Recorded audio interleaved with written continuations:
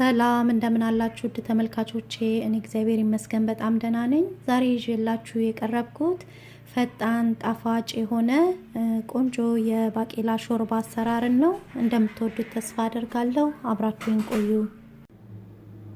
ሾርባውን ለመስራት የሚያስፈልጉኝን እንዲህ ከታትፌ አዘጋጅቻለሁ።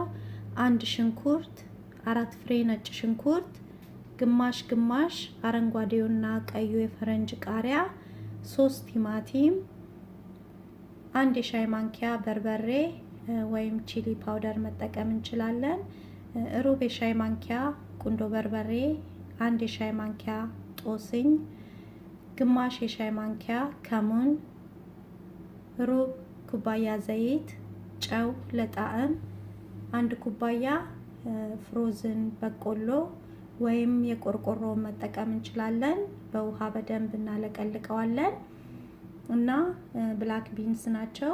ይሄንን ባቄላ ነው የምጠቀመው። በውሃ በደንብ አድርገን እናለቀልቀዋለን አጥፈን። በመጀመሪያ ዘይት ብረት ድስት ውስጥ ጨምሬ አሞቀዋለሁ።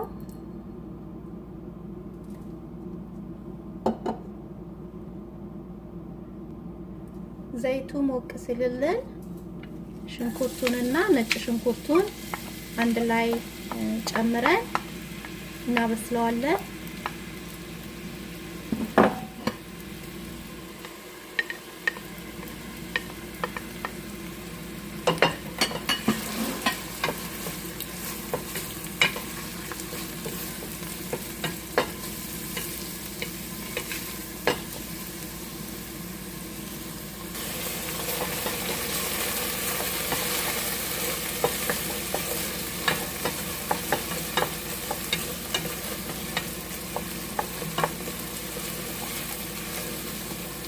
ለ3 ወይም 4 ደቂቃ ሽንኩርቱና ነጭ ሽንኩርቱን በዘይት ከጠበስን በኋላ አሁን ቃሪያውን እንከተዋለን።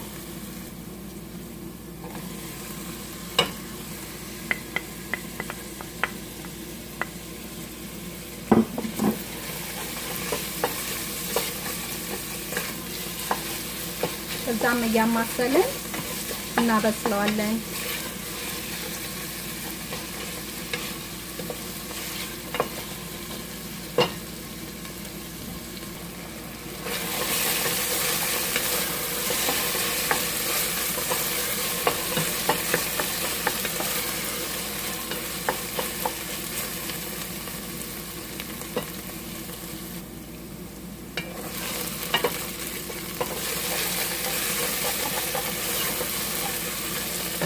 አሁን ቅመሞቹንና ጨው ጨምራለሁ።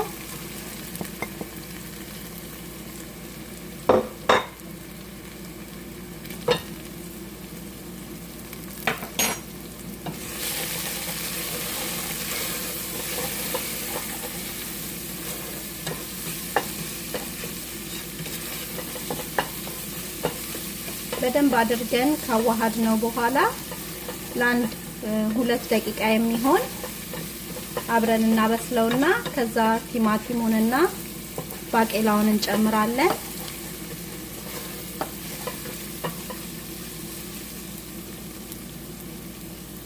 ባቄላውን በማጥለያ እናጠለዋለን።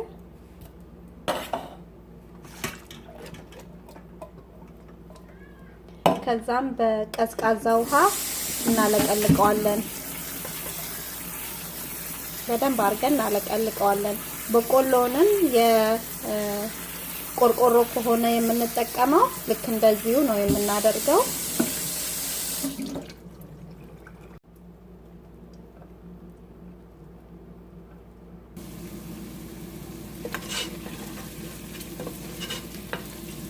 አሁን ቲማቲሙን እንጨምራለን።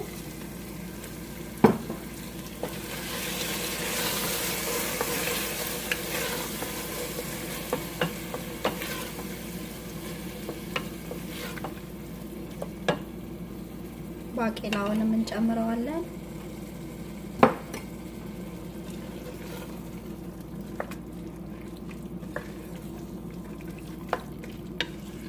እና በቆሎውን ከመጨመራችን በፊት ትንሽ እናበስለዋለን።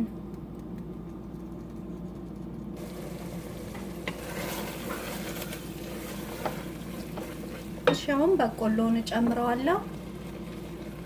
ቶሎ ነው የሚበስለው። ፍሮዙን ነው እኔ የተጠቀምኩት።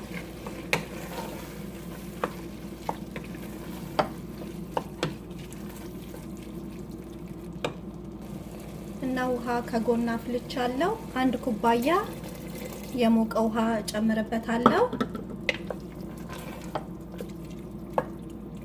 ከዛ እሳቱን ጨመር አረግና እስኪፈላ ጠብቃለሁ።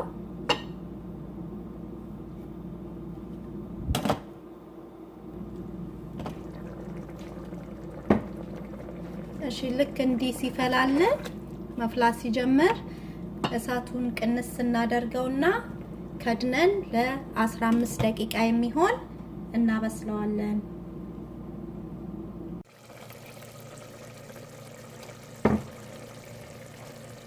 እሺ እሳቱን ቀነስ አድርጌ ለ15 ደቂቃ አብስየዋለሁ። አሁን ይበቃዋል። እሳቱን አጠፋውና ለገበታ እናቀርበዋለን ማለት ነው። እና ይሄው እንዲህ አቅርቤዋለሁ። በጣም የሚጣፍጥ ሾርባ ነው። ለመስራትም ቀላልና በጣም ፈጣን ነው። እና እንደምትወዱት ተስፋ አደርጋለሁ። እናንተም በየቤታችሁ ሞክሩት።